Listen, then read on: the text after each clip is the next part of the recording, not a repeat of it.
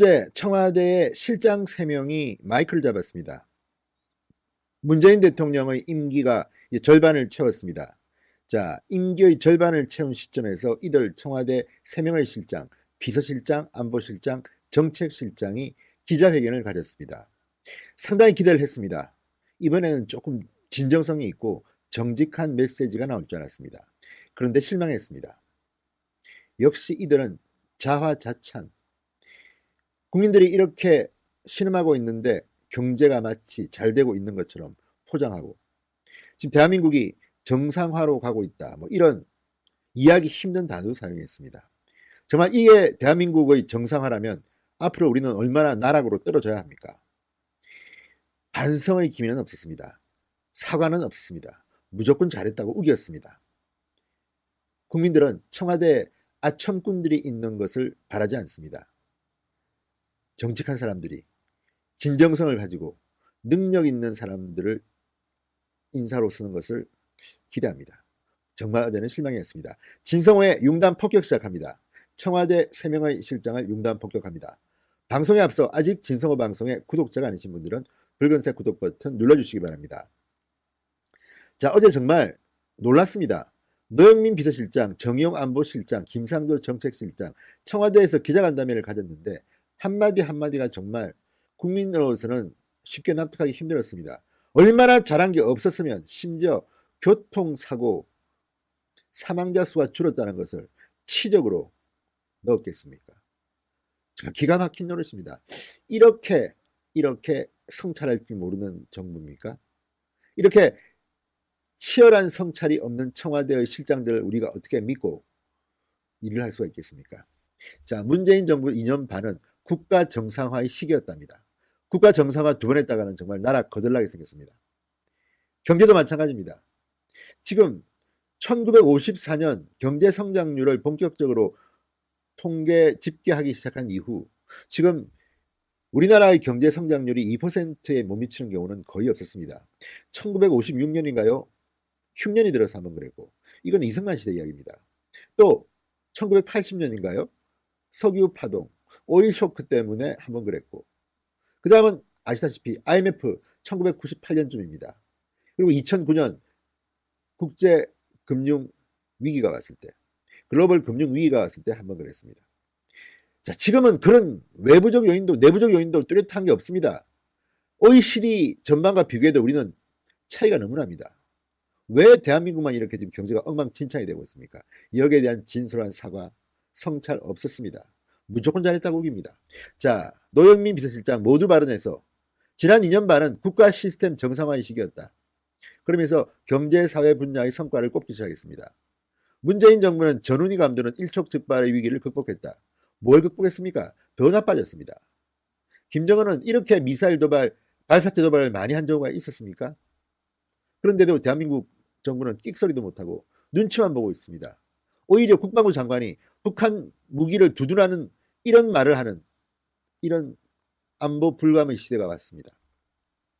또 문재인 대통령이 임기 절반을 보낸 상황에서 정책 방향에 대해서 업적을 과시하느라고 국민들을 어리둥절하게 했습니다. 자, 그러면서 이제는 성과로 평가받아야 한다는 것을 잘 알고 있다. 문재인 정부의 정책이 밥 먹고 공부하고 아이 키우고 일하는 국민의 일상을 실질적으로 바꿔내도록 최선을 다하겠다. 이렇게 말했습니다. 자, 이 말은요, 대통령이 취임할 때 해야 되는 말입니다. 성과로 평가받겠다. 아니면 2년 반이나 긴 시간이 주어졌는데 성과가 없었다는 이야기 아닙니까? 그리고 정치 전문가들은 압니다. 대한민국은 5년제 단임 국가입니다. 대통령 5년제 단임 국가. 그렇다면 집권 전반기에 할 것 다 해야 됩니다.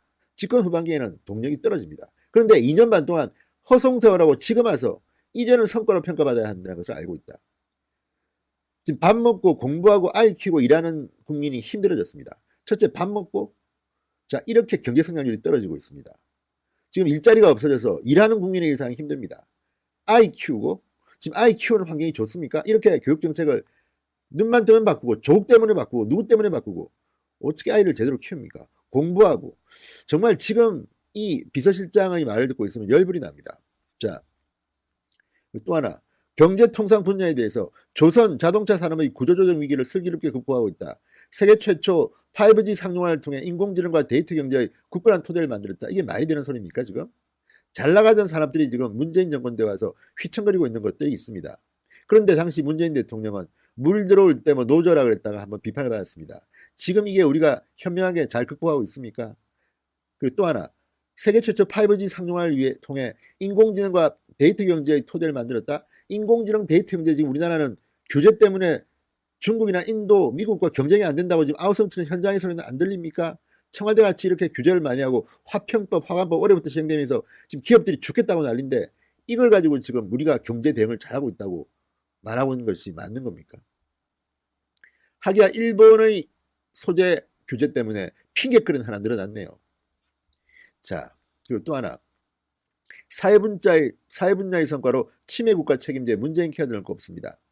그리고 오죽할 말이 없으면 지난 4월 강원도 고성 산불은 13시간 만에 조기 진화되었다. 이걸 지금 말이라고 합니까?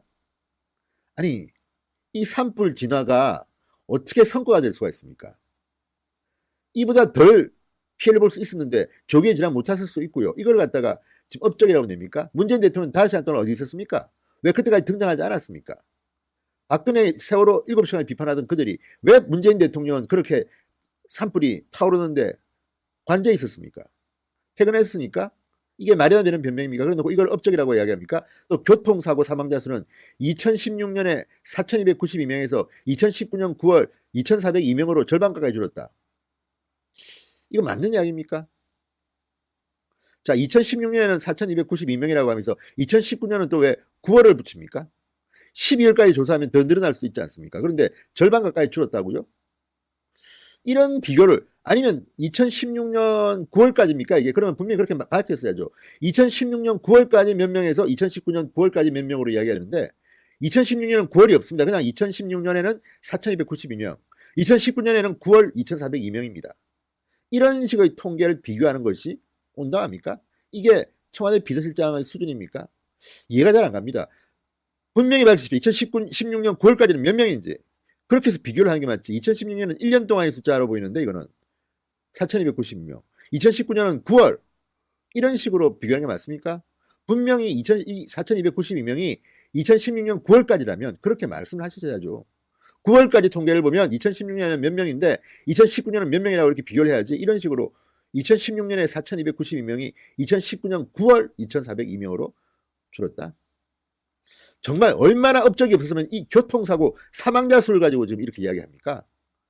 기가 막힌 겁니다. 정의용 실장, 문재인 정부 2년 반 한반도 평화 프로세스의 시동을 건 시기로 평가했습니다. 그런데 어제 KBS 일요 진단 라이브가 평가한 걸 보십시오. 한반도 평화 프로세스 정책 성과 못 냈다 56%, 성과 냈다 39%, 국민들은 생각이 다릅니다.